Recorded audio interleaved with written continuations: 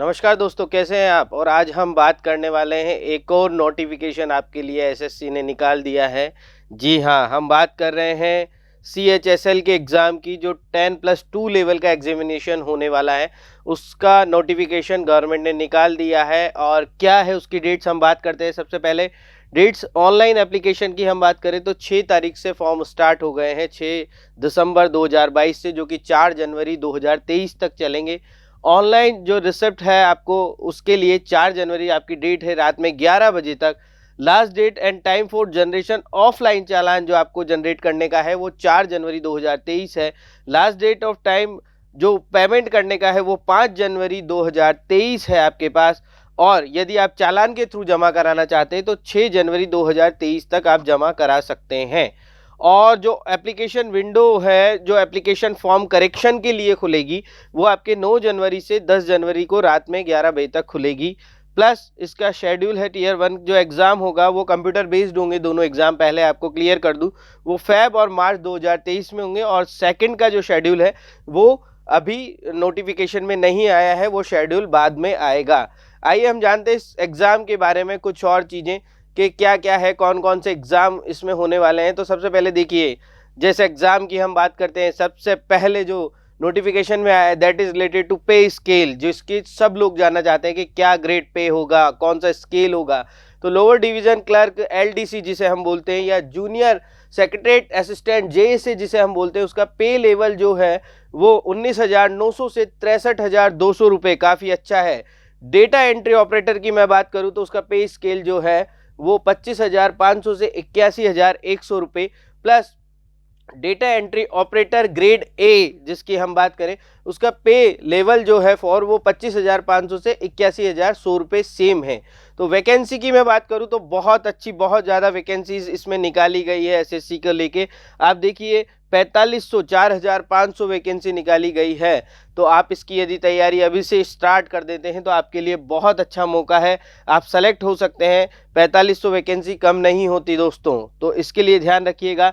Reservation की same बात करूँ तो SC ST जो कोटा है, EWS है, OBC कोटा है, PWBD जो कोटा है, इसके लिए रिजर्वेशन इसमें ऑलरेडी रखा गया है। ये लोग बात आप सब लोग जानते हैं। तो मैं रिजर्वेशन पे बात करूं तो देखिए, डेटा एंट्री ऑपरेटर या लोअर डिवीजन क्लर्क एलडीसी की या जेएससी की हम बात करें तो इसमें कुछ पॉइंट्स देखने हैं। फंक्शनल रिक्वायरमेंट और सूटेबल कैटेगरी जो बेंचमार्क डिसेबिलिटी के लिए लगाए गए हैं, उसके बारे में भी इसको बताया गया है। इस बार नोटिफिकेशन इतना अच्छा है कि यदि आप इसको पूरा तरीके से पढ़ेंगे तो आपको सब कुछ चीज़ें आसानी से समझ में आ जाएगी। जैसे कि देखिए, उन्होंने जो पॉइंट्स दे रखे थे उसमें be blind, LV low vision, इस तरह से पूरा आप देख सकते हैं कि कौन कौन से लोग हैं जिसको इस कैटेगरी में, डिसेबिलिटी की कैटेगरी में रखा गया है। अब हम बात करें नेशनलिटी की, बात करें तो कोई भी इंडिया से इसको एग्ज़ाम को दे सकता है, नेपाल से, भूटान से, या फिर किसी और देशों से जो लोग इंडिया में आए हैं, माइग्रेट हुए हैं, जो other from Pakistan, Burma, Sri Lanka, वो लोग भी इसको एग्ज़ाम को दे सकते हैं। इस एग्ज़ाम की हम बात करें, एज लिमिट जो कि बहुत इंपॉर्टेंट पॉइंट होता है। एज लिमिट इसमें क्या मांगी गई है?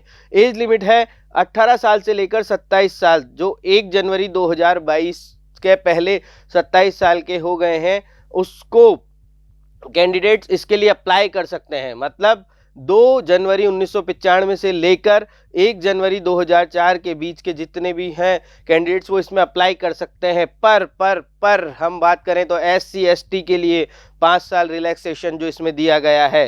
OBC के लिए 3 साल, PWBD जो अनरिजर्व्ड है उनके लिए 10 साल, और जो OBC में आते हैं PWBD में उसमें 13 साल। SC ST PWBD में 15 साल दिया गया है। एक्स सर्विसमैन ESM जो है उनके लिए 3 साल का रिलैक्सेशन है। डिफेंस के लिए 3 साल है। डिफेंस पर्सनल में जो SC ST से है उनके 8 साल है। सेंट्रल गवर्नमेंट के जो सिविलियन एम्प्लॉय हैं उनके लिए अप टू 40 साल, 40 साल तक की एज दी गई है। और इसी में यदि SC ST कैटेगरी के भी हैं तो उनके लिए 45 साल एज दी गई है।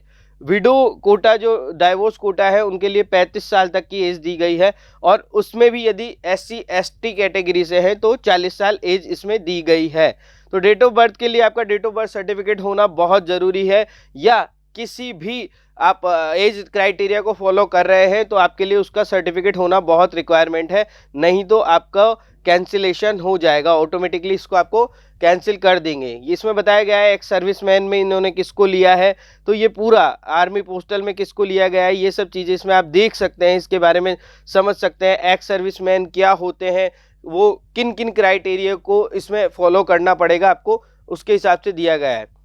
ठीक है, process of certification and format of certificate जो आगे की ओर आएंगे मैं आपको बताऊंगा, उसमें पूरे दे रखे हैं कि कौन कौन से आपको सर्टिफिकेट फिल करने हैं, किस तरह से सर्टिफिकेट्स आपको फिल करने हैं, टाइम और इसके बारे में provision of compensatory time and assistant of subscribe, इसके बारे में आपको बताया गया है पूरा। ये आगे की ओर हम बात करेंगे, इसको लेकर हम बात कर रहे हैं। एजुकेशनल क्वालिफिकेशन की अब हम बात करते हैं, जो सबसे इंपॉर्टेंट है। फॉर LDC, JSA, DEO और DEO grade A candidate must have pass 12th standard और equivalent examination for a recognized board और यूनिवर्सिटी। जैसा कि मैंने सबसे पहले बताया था, ये एग्जाम 10+2 लेवल का एग्जाम है, तो आपको 12th बोर्ड में पास होना रिक्वायर्ड है या उसके इक्विवेलेंट आपके पास कोई डिग्री होनी चाहिए, तभी आप इस एग्ज़ाम में, मिनिमम आपके पास डिग्री होगी तभी आप इस एग्ज़ाम में पार्टिसिपेशन कर सकते हैं। ठीक है, ये रूल्स है, रेगुलेशन है UGC नॉर्म्स के अकॉर्डिंग जो दिए गए हैं पूरे। उसमें डॉक्यूमेंट वेरिफिकेशन जब आपका होगा तो आपकी एज लिमिट इसमें देखी जाएगी, ये सबसे इंपॉर्टेंट पॉइंट है। Will be conduct by the user department organisation, मतलब आपका जो जब भी होगा ये आपके डॉक्यूमेंट वेरिफिकेशन के समय ये बहुत रिक्वायर्ड है कि आपकी एज लिमिट उस टाइम देखी जाएगी, तो आप ध्यान से अपनी एज लिमिट को देखकर फॉर्म फिल करिएगा। It is decided that the result of required educational qualification must have been declared by the board university by the specific date। ठीक है, तो आप समझें कि 10th की मार्कशीट हम क्यों लगाते हैं, क्योंकि हमारी एज उससे पता लगती है। इसीलिए इन्होंने कहा है कि कोई भी बोर्ड की जो एजुकेशनल क्वालिफिकेशन है उसकी रिक्वायरमेंट है रिजल्ट की, और board must have been declared by the board university of specific date. Educational qualification के लिए भी होना चाहिए। साथ ही जो आपका रिजल्ट होगा 12th का, वो आपका जो एजुकेशनल क्वालिफिकेशन है वो बताएगा। ठीक है, तो इस बारे में दोनों चीज़ें, 10th की मार्कशीट आपकी एज लिमिट के लिए होनी चाहिए और 12th की मिनिमम मार्कशीट आपके पास जो है आपका क्वालिफिकेशन के लिए आपके पास होनी चाहिए। अब सबसे पहले बात करते हैं इसमें अप्लाई कैसे करें। अप्लाई करने के लिए आपको ssc.nic.in इसकी जो वेबसाइट है आप उस पर जाएँ, एप्लीकेशन फॉर्म उसके साथ अटैच्ड है, आपको उसको फिल कर सकते हैं। In online application form candidates are required upload scan colour passport photograph JPEG format में। आपका फोटोग्राफ कैसा होना चाहिए, 20 KB से 50 KB के बीच उसकी साइज होनी चाहिए, ये ध्यान रखें। Image dimension, photograph should be about 3.5 centimetre width and 4.5 centimetres height, ये ध्यान रखिएगा, क्योंकि the photograph of the candidate should not be more than 3 months old from the date of publication of notice of the examination. The photograph should be without cap and spectacles. The frontal views of the face should be clearly visible, मतलब ऐसा नहीं होना चाहिए कि हमने cap पहन के हम फोटोग्राफ खिंचा रहे हैं, कैसे भी फोटोग्राफ खिंचा रहे हैं। वैसे भी किसी भी एग्जाम में यदि हम कोई फोटोग्राफ लगा रहे हैं तो वो फॉर्मल ड्रेस में होना चाहिए, ताकि हमारी आइडेंटिफिकेशन हमारा सही तरीके से हो सके। तो इस बात का आप लोग विशेष ध्यान रखें। ठीक है, ऑनलाइन एक और इंपॉर्टेंट पॉइंट इसमें दे रखा है, candidates are advise to their own interest to submit online application much before the closing date, not to wait till the last date to avoid the possibility of disconnection, है ना, और failure to log in to the SSC website on account of heavy load on the website during the closing days।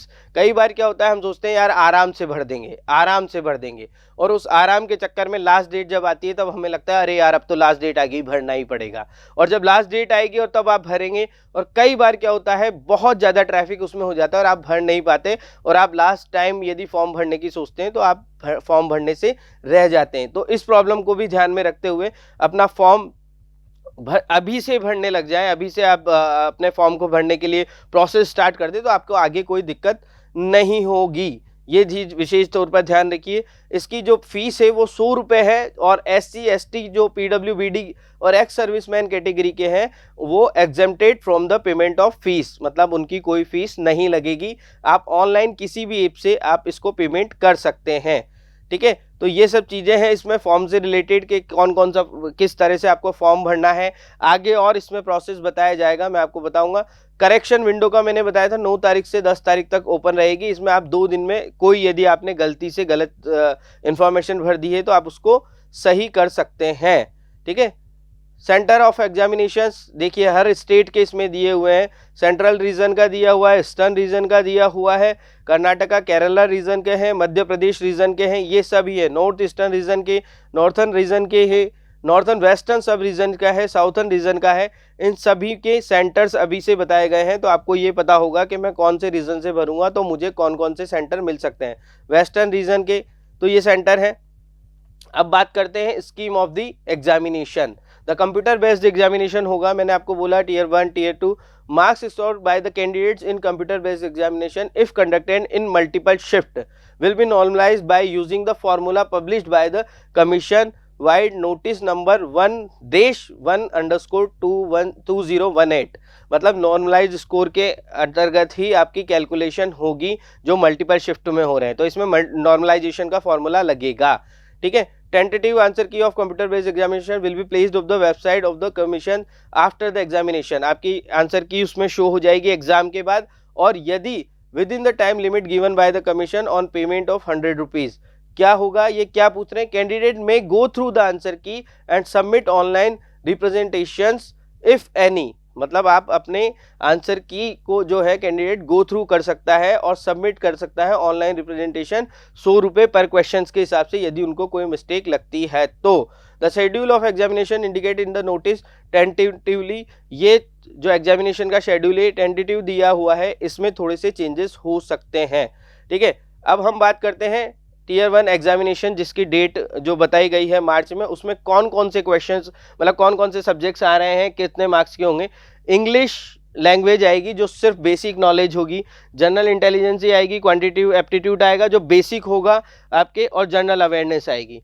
इनके number of question 25 25 25 25 होंगे। जैसा कि आपने देखा था कि फॉर्मेट थोड़ा सा चेंज हो रहा है, तो 25 क्वेश्चंस होंगे और मैक्सिमम मार्क्स 50 50 50 50। इसका मतलब हर क्वेश्चन 2 नंबर का होगा। 60 मिनट का ये पेपर होगा, 1 घंटे का, और 80 मिनट उनके लिए होगा जो फिजिकली फिट नहीं है, जो पेरा 8.1 8.2 में आपने ऊपर देखा होगा पीडब्ल्यूडी के जो कैंडिडेट्स हैं उनके लिए 80 मिनट का होगा, बाकी के लिए सबके लिए 60 मिनट्स का होगा। नेगेटिव मार्किंग है, there will be negative marking on 0.50 marks each wrong answer.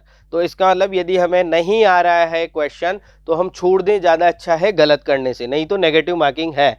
Tier 2 examination की बात करूं मैं तो सेक्शन 1 में module 1 mathematical ability, module 2 reasoning and general intelligence होगा। 30 क्वेश्चंस इसमें होंगे, 30 दोनों के मिला के 60 क्वेश्चंस होंगे, 3 नंबर का होगा तो 60 मल्टीप्लाई बाय 3 180 होगा, ठीक है। पर हर सेक्शन इसमें 1 घंटे का होता है, 60 मिनट्स का। सेक्शन 2 जो होगा उसमें मॉड्यूल 1 में इंग्लिश लैंग्वेज एंड कंप्रेहेंसिव, 2 में जनरल अवेयरनेस होगी, इंग्लिश का 40 नंबर का होगा और आपका जनरल अवेयरनेस 20 नंबर का होगा, सेम 180 मार्क्स के होंगे। सेक्शन 3 आपका कंप्यूटर नॉलेज मॉड्यूल होगा जो 15 नंबर का होगा, 45 मार्क्स होंगे। तो इस तरह से आपका होगा। सेक्शन सेकंड की हम बात करें, ये था सेक्शन 1 जो 2 हार का होगा, 2 हार 15 मिनट का होगा, 2.25 घंटे का। इसके क्वेश्चंस और इसके मार्क्स आपको दे रखे हैं, ठीक है। और अब हम बात करें तो सेक्शन 2 की, सेक्शन 2 में जो सेक्शन 3 आएगा इसके अंदर जो मॉड्यूल 2 आएगा वो स्किल टेस्ट होगा, टाइपिंग टेस्ट आपका होगा, स्किल टेस्ट फॉर डीईओ जो होगा, और टाइपिंग टेस्ट फॉर एलडीसी और जेएसए की जो पोस्ट है उनके लिए होगा, ठीक है। तो यहाँ तक समझ में आया। सेक्शन 1 मॉड्यूल में मैंने आपको बता ही दिया कौन कौन से पेपर होंगे, ये सब पेपर सेम पेपर्स हैं जिनके होंगे। It will be mandatory for candidates to qualify the section of tier 2, मतलब आपको सारे सेक्शन टियर 2 के में क्वालिफाई होना बहुत ज़रूरी है, और सेक्शन 1 में आप यदि सेलेक्ट होंगे तभी आप टियर 2 के लिए एलिजिबल होंगे, नहीं तो आप एलिजिबल भी नहीं होंगे, ठीक है। Module 2 of section 3 that is skill test, typing test, ये मैंने आपको बता दिया। तो पहला आपका टियर 1 टियर 2, फिर आपका स्किल टेस्ट और टाइपिंग टेस्ट होगा। आप यदि इनमें से एक भी एग्जाम में सेलेक्ट नहीं होते हैं तो आप आगे की ओर ही नहीं बढ़ पाएंगे, ठीक है। तो ये चीज़ आप विशेष तौर पर ध्यान रखें कि ये ऐसा है कि आपको एंट्री स्पीड जो है वो 8000 की depressions per hour on computers होने चाहिए आपके, ये आप ध्यान रखिएगा, ये बहुत इंपॉर्टेंट चीज़ है टाइपिंग टेस्ट में। The duration of test will be 15 minutes and printed matter in English containing about the 2000 and by 2200 key depressions would be given to the each candidate who would enter the same in the computer। ठीक है, जो same computer में करना है आपको, ये आपके criteria होना चाहिए। ठीक है, तो इस चीज़ का आप विशेष ध्यान रखें। टाइपिंग टेस्ट में जेएसए में जो इन्होंने लिखा है वो 30 वर्ड पर मिनट्स आपके होने चाहिए। हिंदी और इंग्लिश दोनों की टाइपिंग इसमें देखते हैं। इंग्लिश की में 35 वर्ड्स पर मिनट और इंग्लिश हिंदी की में 30 वर्ड्स पर मिनट आपके होने चाहिए। तो ये आपके लिए क्राइटेरिया है। ठीक है, इंग्लिश का जो सिलेबस है आपके, उसमें कौन कौन सी चीज़ें आने वाली हैं आप क्विक इसमें एक बार देखें। क्विक देखेंगे तो आपके देखिए 2-3 चीज़ें हैं जो इंग्लिश में आपको देखना है। फिल इन द ब्लैंक्स है, सिनोनिम्स है, एंटोनिम्स है, स्पेलिंग्स है, तो ये सब चीज़ें आपके आने वाली है। जनरल इंटेलिजेंस में मैं बात करूँ तो जो आपके चीज़ें आने वाली है, जो वर्बल और नॉन वर्बल टाइप है, उस टाइप के क्वेश्चंस आपके इसमें आने वाले हैं जनरल इंटेलिजेंस में। क्वांटिटेटिव एप्टीट्यूड में हम बात करें तो नंबर सिस्टम है, फंडामेंटल अर्थमेटिकल ऑपरेशंस है, अलजेब्रा है, ज्योमेट्री है ना, मेंसुरेशन है, ट्रिग्नोमेट्री है, स्टैटिस्टिकल चार्ट्स है, ये सब चीज़ें आपके इसमें आएगी। जनरल अवेयरनेस में जनरल क्वेश्चंस हैं वो आपके आएंगे। Question are design to test candidate general awareness of the environment around him. समझ गए आप? तो ये जनरल क्वेश्चन है जो आपके चारों तरफ एनवायरनमेंट में है, उससे रिलेटेड जनरल क्वेश्चंस आएंगे। हम टीयर 2 की बात करें तो मॉड्यूल 1 में जो है वो मैथमेटिकल एबिलिटी में नंबर सिस्टम है, फंडामेंटल अर्थमेटिकल है, एलजेब्रा है, ज्योमेट्री है, मेंसुरेशन है, ट्रिग्नोमेट्री है, स्टैटिस्टिक्स, प्रोबेबिलिटी है, ये सब इसमें आएगी। मॉड्यूल 2 सेक्शन 1 रीजनिंग की हम बात करें तो रीजनिंग में आपके देखिए आप स्पेस ओरिएंटेशन है, सिंबॉलिक है, इन सब तरह की चीज़ें आएगी जो आपको करनी है। मॉड्यूल 1 सेक्शन 2 इंग्लिश लैंग्वेज और कंप्रहेंसिव में हम बात करें तो वोकैबुलरी, ग्रामर, इससे रिलेटेड जनरल इंग्लिश की हम बात करें तो वो आएगी। जनरल अवेयरनेस की हम बात करें तो वही सेम आपके जो एनवायरनमेंट चारों ओर है उससे रिलेटेड क्वेश्चंस आएंगे। सेक्शन 3 कंप्यूटर की हम बात करें तो कंप्यूटर बेसिक आएगा, सॉफ्टवेयर है, working on internet and email है, और basic of networking and cyber security इसमें आने वाली है। ठीक है, एडमिशन ऑफ एग्जामिनेशन की जब हम बात करें तो इसमें बेसिकली ये कहा गया है कि जब भी आप एग्जामिनेशन में एंट्री करेंगे तो आपके पास आपका एडमिट कार्ड होना चाहिए, आपके पास साथ ही कुछ आपके डॉक्यूमेंट्स हैं, ओरिजिनल वैलिड आईडी प्रूफ आपके पास होना चाहिए, आपके पास 2 पासपोर्ट साइज फ़ोटो होने चाहिए, आधार कार्ड प्रिंट आउट होना चाहिए, आधार कार्ड प्रिंट आउट होना चाहिए उसका, वोटर आईडी, ड्राइविंग लाइसेंस में से एक हो, पैन कार्ड हो, पासपोर्ट हो, तो इन सभी में से आपके पास कुछ होने चाहिए। प्लस आपके पास एक्स सर्विसमैन डिस्चार्ज बुक यदि कोई है तो वो इशू कराई, जो मिनिस्ट्री ऑफ डिफेंस ने करी है वो आपके पास हो सकती है। तो ये सब चीज़ें आपके पास होनी चाहिए। Photo identity card does not have date of birth printed on it, then candidate must carry additional original document. मतलब यदि आपके पास आईडी प्रूफ में डेट ऑफ बर्थ नहीं है तो आपको एक अलग से आईडी प्रूफ भी साथ में रखना पड़ेगा। ये देखिए, ठीक है, तो ये सब चीज़ें आप ध्यान रखिएगा। और पोस्ट प्रेफरेंस क्या होनी चाहिए? Therefore candidate must be careful in exercise such option. आप इन सब की एक्सरसाइज में केयरफुल रहें, आप ध्यान रखें इन सब चीज़ों को कि कैसे क्या है। और on the website commission within the stipulated time will not be considered for any post in the final result. Such candidate shall not be provided for with another opportunity to exercise preference for post and will be solely responsible for the same. मतलब आप ध्यान रखिएगा, जिन्होंने post preference नहीं भरी है, आपने वहाँ पर नहीं भरी थी कि मुझे किसके लिए जाना है, कौन सा ऑप्शन मैं चूज़ कर रहा हूँ, तो फिर आपको मौका नहीं मिलेगा। मतलब दूसरा मौका नहीं है। सब फॉर्म वगैरह सब कुछ ढंग से भरें, तरीके से भरें, क्योंकि आपके पास दूसरा चांसेस नहीं है कि आप उसमें चेंजेस बाद में कर सको। ठीक है, डॉक्यूमेंट वेरिफिकेशन के समय आपके सब ओरिजिनल डॉक्यूमेंट होने चाहिए। यदि आपने किसी कैटेगरी से भरा है तो उस कैटेगरी का प्रूफ होना चाहिए, जो आपके पास स्पेसिफिक प्रूफ हो। ये सब चीज़ें डॉक्यूमेंट्स इसमें गए हैं, है ना। ठीक है, अब मोड ऑफ सिलेक्शन सबसे पहले हम बात करते हैं तो minimum qualification marks in tyre 1 section 2 and module 1 of section 3 of tyre 2 examination आज फॉलो। ये है अनरिजर्व्ड के लिए 30% है, ओबीसी डब्ल्यूएस के लिए 25% है और अदर कैटेगरी के लिए 20% है। मतलब यदि टीयर 1 में मिनिमम क्वालिफिकेशन जो है वो सेक्शन 1 सेक्शन 2 मतलब टीयर 1 में जब आप सेलेक्ट होते हैं उसके बाद टीयर 2 की मिनिमम क्वालिफिकेशन ये होनी चाहिए, इसके लिए ध्यान रखिए, है ना। दूसरा लिख रहा है इसमें tier 2 examination will be conducted for all candidates qualify in tier 1. In tier 2 all the candidates will be required to appear in all 3 sections. मतलब आपको सारे 3 sections करने हैं, ठीक है। उसके बाद यदि आप सेकंड सेक्शन टियर 2 में होंगे तो आपको फिर आपको टेस्ट होगा। तो ये सब चीज़ें हैं, उसमें एज लिमिट वगैरह है ना, डिसेबिलिटी के हैं तो आपके लिए कुछ रिलैक्सेशन दिया हुआ है सबको, उसका आप ध्यान करें, है ना। Marks score in section 1 of tier 2 examination, तो रिजोल्यूशन ऑफ टीयराइज cases in the event of score candidates tier 2 examination merit will be decided applying for following criteria one after another given the order will be die resolved। मतलब मान लीजिए 2 बच्चों के एक जैसे marks आए तो फिर क्या होगा, उस बेसिस पे क्या होगा। तो सबसे पहले तो सेक्शन 1 के आपके मार्क्स देखेंगे, यदि वो भी बराबर है तो डेट ऑफ बर्थ देखी जाएगी, जो ज़्यादा बड़ा होगा उसको हायर पॉजिटिव देखी जाएगी, और यदि वो भी बराबर निकले तो अल्फ़ाबेटिकल ऑर्डर में नेम्स के में कैंडिडेट जो अपीयर है उनके हिसाब से देखा जाएगा, ठीक है। इसमें देखा हुआ है कि मिसकंडक्ट यदि कोई बच्चा करता है तो उसके खिलाफ 2 साल से लेकर 7 साल तक की सजा है। तो ध्यान रखिएगा, कोई भी ऐसा काम नहीं करें जिससे हम एग्ज़ाम में डिस्क्वालीफाई तो हो ही जाए पर हमें गलतियों का भी सामना करना पड़े। तो ये कोई गलती नहीं हो आपसे, ठीक है।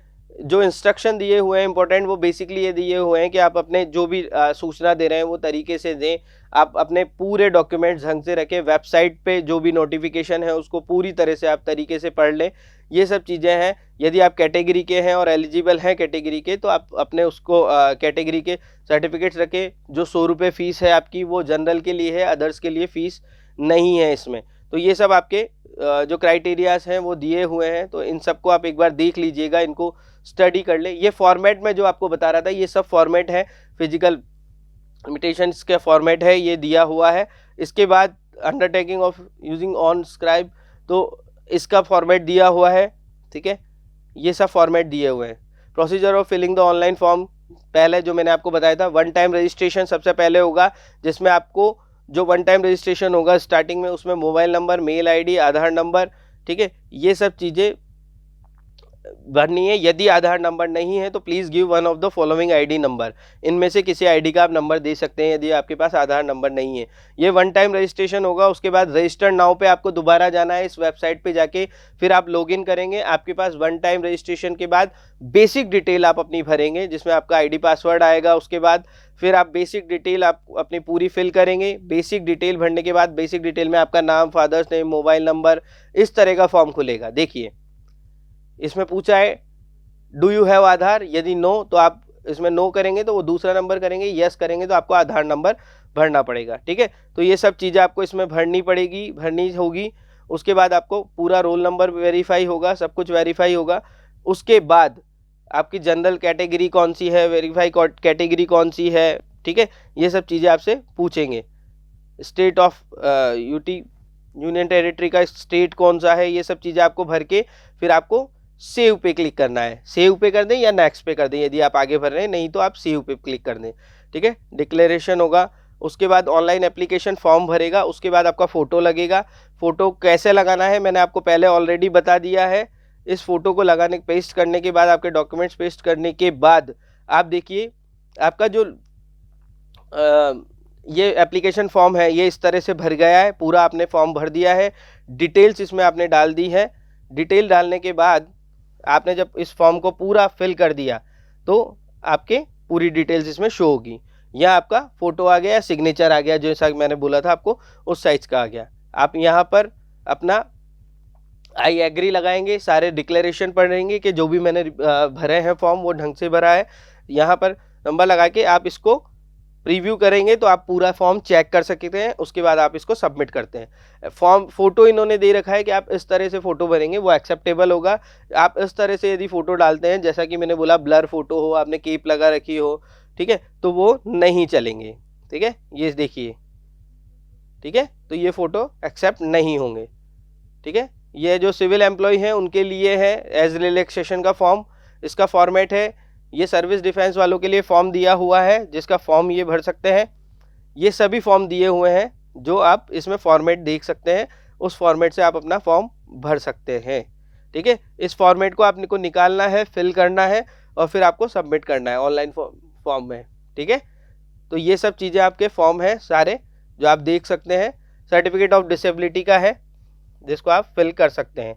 तो ये सारे फॉर्म हैं, डिटेल है जिसको आपको फिल करनी है, अटेस्टेड करवाना है इनको, और पूरा आपको इनकी डिटेल फिल करके ही इनको सबमिट करना है ताकि आपको आगे दिक्कत नहीं आए। ये देखिए, authorise signatory of notified medical authority, मतलब जो भी अथॉरिटी है उनसे आपको इनको फिल करवा के फिल करना है और उनसे सिग्नेचर करवाने हैं। तो ये सब आपके पूरे नोटिफिकेशन हैं जिनको आपको देखना है और इनसे आपको काम करना है। ठीक है, तो ये आपका फॉर्म था जिसको आपको भरना है। Last but not the least, आप ये सब चीज़ें ध्यान रखें कि ये सब चीज़ें जो आप फिल कर रहे हैं इसमें नोटिफिकेशन में, ये सब सही होनी चाहिए, पूरी जानकारी आपकी सही होनी चाहिए, और कोई सी भी मिस्टेक यदि आप करते हैं तो आपको बहुत बड़ी प्रॉब्लम आ सकती है। तो ढंग से फॉर्म भरें, ढंग से एग्ज़ाम दें, ढंग से तैयारी करें। सिलेबस मैंने आपको बता दिया, सब कुछ आपको बता दिया। और डिटेल देखने के लिए आप हमारी वेबसाइट पे विजिट कर सकते हैं, उस पर पूरा नोटिफिकेशन है, आप उसको डाउनलोड कर सकते हैं, या हमारे दिए गए कमेंट बॉक्स में दिए गए नंबर पर कॉल कर सकते हैं। Thank you so much. अगले फॉर्म की डिटेल्स के लिए हम आपसे मिलते रहेंगे।